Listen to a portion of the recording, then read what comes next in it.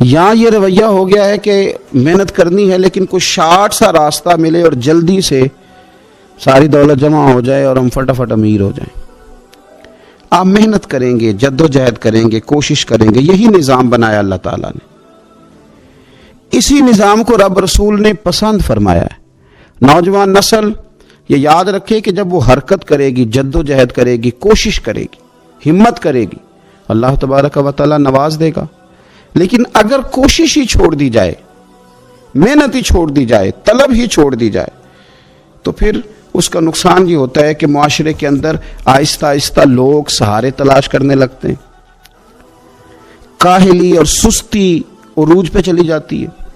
پھر ہم نے یہ بھی دیکھا کہ آہستہ آہستہ چندہ جمع کرنے والوں کی تعداد بڑھ جاتی ہے، مختلف ناموں پر، مختلف عنوانوں پر چندے جمع کیے جاتے ہیں۔ بھکاریوں کی لمبی فہرستیں ہیں، گداگر مانگنے والے۔ کسی بھی اشارے پر آپ تھوڑی دیر کے لیے گاڑی کو روکتے ہیں تو پتہ نہیں کتنی کو تعداد ہے جو طلب کرنے والوں کی، اور پھر کئی کئی رنگوں میں، کئی کئی انداز میں لوگ آپ کے سامنے آتے ہیں۔ یاد رکھنا، نبی پاک صلی اللہ تعالی علیہ وسلم نے فرمایا جس نے بغیر طلب کے اپنا ہاتھ پھیلایا، قیامت کے دن اسے سزا یہ ملے گی کہ جب رب کی بارگاہ میں آئے گا تو اس کے چہرے پہ گوشت نہیں ہوگا۔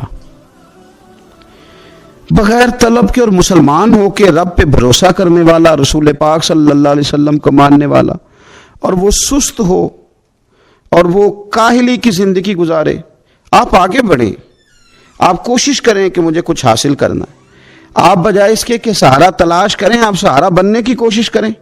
اور نوجوان نسل اپنے ذہن کے اندر یہ بات بٹھائے کہ اللہ تعالیٰ نے جوانی دی ہے، طاقت دی ہے، آپ تو کئیوں کا بوجھ اپنے کندھوں پہ رکھ کے سفر کریں، آپ بہت سارے لوگوں کے لیے سہارے کا باعث بنیں، آپ ایک ایسا درخت بنیں کہ جس کی چھاؤں میں سینکڑوں لوگ بیٹھ سکیں، درجنوں لوگ نفع حاصل کر سکیں۔ آپ خوبصورت زندگی بنائیں، اپنے آپ کو آگے لے کر کے جانے کی کوشش کریں۔ اور اللہ تو بندے کے گمان کے قریب ہے، اس طرح کا انسان ذہن بناتا ہے رب کریم اتنا ہی اس بندے پہ فضل کرتا ہے۔ اچھی امیدیں وابستہ کریں، خوب محنت کریں، خوب۔ مطلب یہ کہ سست پڑنا، اٹھتا ہوں، چلتا ہوں، دیکھتا ہوں، کرتا ہوں، کوئی ہو ہی جائے گا، کوئی پہنچ ہی جائے گا، یہ کمزور لوگوں کی علامت، یہ کمزور لوگوں کی۔ حضرت حسن بصری رحمۃ اللہ علیہ ایک مثال دے کے بڑی بات کو خوبصورت کرتے ہیں۔ کہتے ہیں کہ نوجوان مجھے ملا تو کہنے لگا حضرت جی آج میں نے عجیب نظارہ دیکھا ہے کہ ایک شیر نے شکار کیا ہے ایک بکری کا، تو اس نے کافی سارا خود کھایا اور باقی منہ میں پکڑ کے ایک پہاڑی پہ چڑھا ہے، وہاں ایک نابینا لومڑی بیٹھی تھی، باقی کا اس نے اس کو کھلایا ہے شکار۔ تو میں سوچتا ہوں رب کریم تو بندہ نابینا بھی ہو، گھر میں بھی بیٹھا ہو تو اس کو رزق پہنچا ہی دیتا ہے۔ تو خواجہ حسن بصری رحمۃ اللہ علیہ مسکرا پڑے، کہنے لگے میاں تم نے لومڑی بننے کا پروگرام بنایا، شیر بننے کا کیوں نہیں بنایا؟ تم نے یہ ذہن بنایا کہ گھر میں نابینا بن کے بھی کوئی بیٹھ جائے تو روٹی پہنچ جاتی ہے، تو یہ ذہن کیوں نہیں بنایا کہ شیر بنتا ہوں، شکار کرتا ہوں، کھاتا بھی ہوں، کھلاتا بھی ہوں۔ جد و جہد کریں، محنت کریں، آگے بڑھیں، ہمت کریں۔ میرے رسول کریم صلی اللہ تعالیٰ علیہ وآلہ وسلم کے صحابی حضرت سیدنا کعب رضی اللہ تعالیٰ عنہ ارشاد فرماتے ہیں کہ ایک شخص نبی پاک صلی اللہ علیہ وسلم کے سامنے سے گزرا، تو صحابہ کرام علیہم رضوان نے اس کی چستی دیکھ کر، بڑا چست نوجوان تھا، بڑا تیز چل رہا تھا، اس کی چستی دیکھ کے صحابہ نے کہا کاش اس کی چستی اللہ کے راستے میں ہوتی، یعنی عبادت میں لگا ہوا ہوتا یا جہاد میں لگا ہوا ہوتا، کاش اس کی چستی اللہ کے راستے میں ہوتی۔ تو نبی پاک صلی اللہ تعالیٰ علیہ وسلم نے فرمایا اگر یہ اپنے چھوٹے بچوں کی ضروریات پوری کرنے نکلا ہوا تو پھر بھی یہ اللہ کے راستے میں ہی ہے، اور فرمایا اگر یہ شخص اپنے بوڑھے والدین کی خدمت کے لیے نکلا ہوا ہے پھر بھی اللہ ہی کے راستے میں ہے، یعنی اگر رزق کما کے بچوں کا پیٹ پالتا ہے پھر بھی رب ہی کا راستہ ہے، اور اگر یہ رزق کما کے بوڑھے ماں باپ کی خدمت کرتا ہے تو یہ راستہ بھی اللہ ہی کا راستہ ہے۔ اور نبی پاک صلی اللہ تعالی علیہ وسلم نے فرمایا اگر یہ اپنے آپ کو سوال سے بچانے کے لیے یہ کام کر رہا ہے، یعنی مجھے کسی کے آگے ہاتھ نہ پھیلانا پڑے، تو پھر بھی یہ اللہ ہی کے راستے میں ہے۔ ہاں اگر یہ ریاکاری کے طور پر، فخر کے طور پر یہ کام کر رہا ہے تو پھر یہ شیطان کی راہ میں۔ اگر صرف اس لیے مال جمع کر رہا ہے کہ میں ذرا اب لوگوں کو پتہ چل جائے بڑا مالدار ہوں، میرا بعض لوگوں کے اوپر ذہن ہوتا ہے نا آگے بڑھنے کا، شوق ہوتا ہے، بلا وجہ چیزوں کو جمع کرنے کا، فخر بتانے کا، ریاکاری کرنے کا۔ فرمایا اگر ریاکاری کے ارادے سے ہے تو پھر یہ شیطان کے رستے میں ہے، اور اگر یہ بوڑھے ماں باپ کے لیے رزق کما رہا ہے، چھوٹے بچوں کے لیے کما رہا ہے، اپنے آپ کو سوال سے بچانے کے لیے کما رہا ہے، تو پھر یہ اللہ ہی کے رستے میں، پھر یہ جہاد ہی کر رہا ہے، پھر یہ عبادت ہی میں مشغول ہے، یہ اللہ ہی کے رستے میں۔ رسول کریم صلی اللہ تعالی علیہ وسلم نے جو سبق ہمیں پڑھایا نا، وہ صرف یہ ہے کہ رزق کماتے وقت تمہاری نیت کا اعتبار ہے، تمہارا ارادہ کیا تھا۔ رزق کماتے وقت ارادہ کیا تھا؟ بہت بڑے بنگلے بنانے کا ارادہ تھا، جائیدادیں جمع کرنے کا ارادہ تھا، بعض رشتہ داروں کو نیچا دکھانے کا ارادہ تھا، بلا وجہ ڈینگے مارنے کا اور اونچی اونچی باتیں کرنے کا ارادہ تھا، یا تمہارا ارادہ یہ تھا کہ حلال آ جائے تاکہ میں سوال سے بچ جاؤں، تاکہ مجھے کسی کے سامنے ہاتھ نہ پھیلانا پڑے؟ یہ حدیث ہمیں صحیح بخاری میں ملتی ہے۔ نبی پاک صلی اللہ تعالی علیہ وسلم نے فرمایا بے شک مال بڑا سرسبز ہے اور بڑا میٹھا ہے۔ فرمایا جس نے اچھی نیت کے ساتھ مال حاصل کیا نا، بڑا میٹھا ہے، بڑا سرسبز ہے، اور جس نے اچھی نیت کے ساتھ حاصل کیا اللہ اسے برکت عطا کر دے گا۔ تھوڑے پیسوں میں برکت ہو جائے گی، تھوڑے میں بھی، کئی دفعہ تھوڑے پیسے ہوں گے پر ختم نہیں ہوں گے، ان میں برکت ہو جائے گی نیت اگر ٹھیک ہے۔ اور حضور صلی اللہ تعالی علیہ وآلہ وسلم نے ارشاد فرمایا اگر کسی نے بری نیت کے ساتھ حاصل کیا تو اس میں برکت نہیں ہوگی، اس کے اندر پھر اس کے لیے وہ خیر نہیں ہوگی جو اچھی نیت پہ ہوتی۔ اور فرمایا یہ ایسا رزق ہے جسے کھائے گا پر پیٹ نہیں بھرے گا، سیر نہیں ہوگا۔ رزق کس نے کھا لیا ہے؟ چونکہ نیت یہ تھی نا کہ تفاخر کے لیے جمع کرنا، دولت ہونی چاہیے، بنگلہ ہونا چاہیے، لوگوں کو پتہ چلے کہ یہاں بھی ایک سیٹ صاحب ہوتے ہیں۔ تو یہ نیت پر ڈپینڈ کرتا ہے کہ آپ کا ارادہ رزق کماتے کیا ہے۔ بہت زیادہ محنت کرنے کی کوشش کریں، بالخصوص نوجوان اپنے دلوں کے اندر یہ جد و جہد پیدا کریں کہ ہم نے محنت کر کے رزق کمانا ہے۔ یہ جو ہاتھ پھیلاتے ہیں یہ بزدل لوگ ہوتے ہیں، یہ کمزور لوگ ہوتے ہیں۔ یہ ہاتھ جب کسی کے آگے کوئی شخص پھیلاتا ہے تو اپنی خودداری کا سودا کرتا ہے، اپنی عزت بیچتا ہے، اپنے وقار کو داؤ پہ لگاتا ہے۔ جب وہ ہاتھ پھیلاتا ہے کشکول طلب جب دراز کرتا ہے، کبھی بھی اللہ کے علاوہ، اللہ کے محبوب علیہ السلام کے علاوہ آپ کسی کے سامنے کشکول طلب دراز نہ کریں۔ اور میری ساری زندگی یہ رائے رہی ہے کہ اچھا تاجر وہ ہوتا ہی نہیں جو پیسے زیادہ کماتا ہے، اچھا گھر کا سربراہ وہ نہیں ہوتا جو دولت زیادہ جمع کرے، بلکہ اچھا آدمی تو وہ ہوتا ہے جس کے خرچے کم ہوتے ہیں، جو اس کے پاس ہے اس کے اندر اسے مینج کرنا آتا ہے۔ اگر اس کے پاس 1000 روپیہ تو اسے سارا دن 1000 میں نکالنا آ جائے تو اس شخص کی عزت محفوظ ہے، اس کی عزت محفوظ ہے۔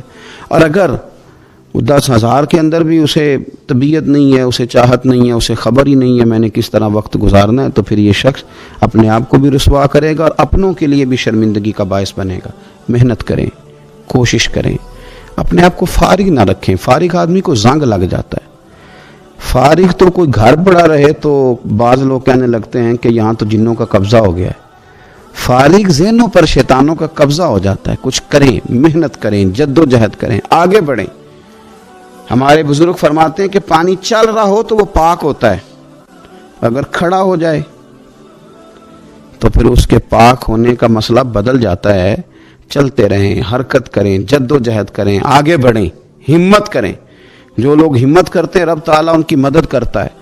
آپ تجارت کریں، حضور صلی اللہ علیہ وسلم نے تجارت فرمائی، نبی پاک صلی اللہ علیہ وسلم نے تجارت فرمائی، اور کتنا بڑا درجہ حضور نے ارشاد فرمایا۔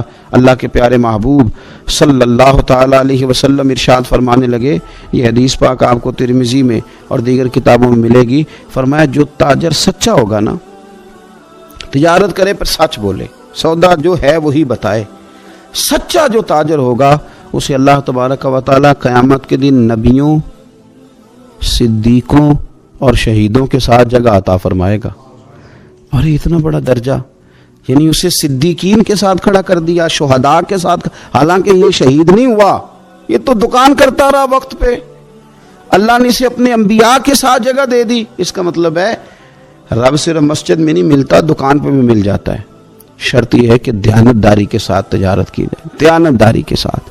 ایک تو یہ کہ یہ کام کریں، پھر یہ کہ بہت سارے صحابہ کھیتی باڑی کرتے تھے، بہت سارے صحابہ، اور حضور صلی اللہ تعالی علیہ وسلم نے فرمایا اگر تم نے کوئی درخت لگایا، پودا لگایا، تو جو بھی جاندار اس سے نفع حاصل کرے گا اللہ تمہیں اس کا اجر عطا کرے گا۔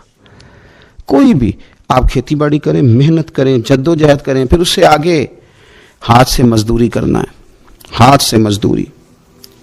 میرے دادا جان کا انتقال، ان کی عمر 90 سال سے زیادہ تھی جب وہ دنیا سے گئے تھے۔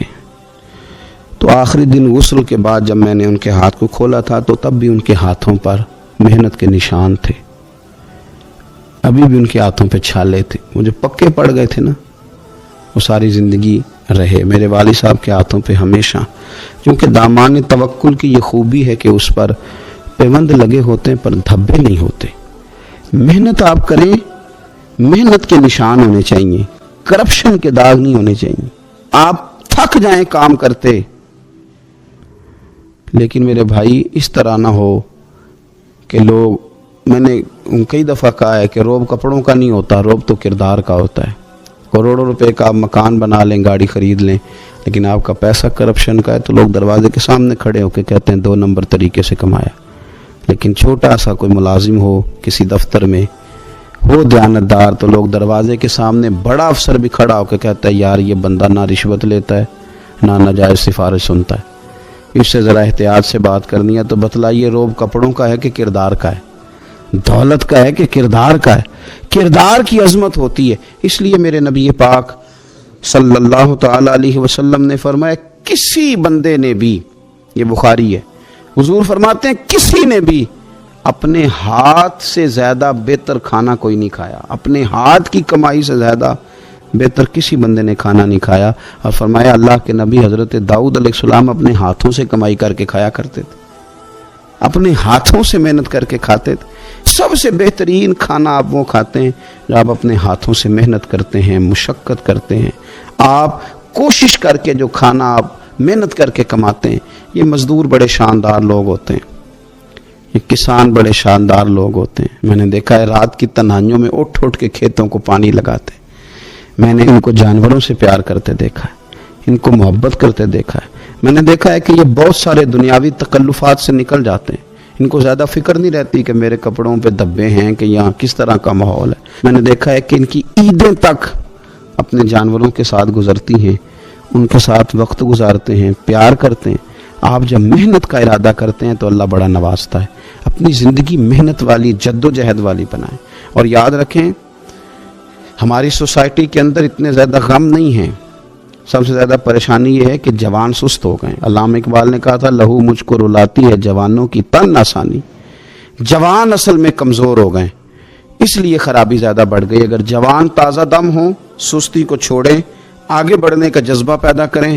اٹھ باندھ کمر کیوں ڈرتا ہے، پھر دیکھ خدا کیا کرتا ہے۔ کوشش کریں، ہمت کریں، محنت کے ساتھ رزق کمائیں، اپنوں کا سہارا بنیں، اپنوں سے پیار کریں۔ اتنے زیادہ غریب لوگ نہیں ہیں ہمارے ہاں،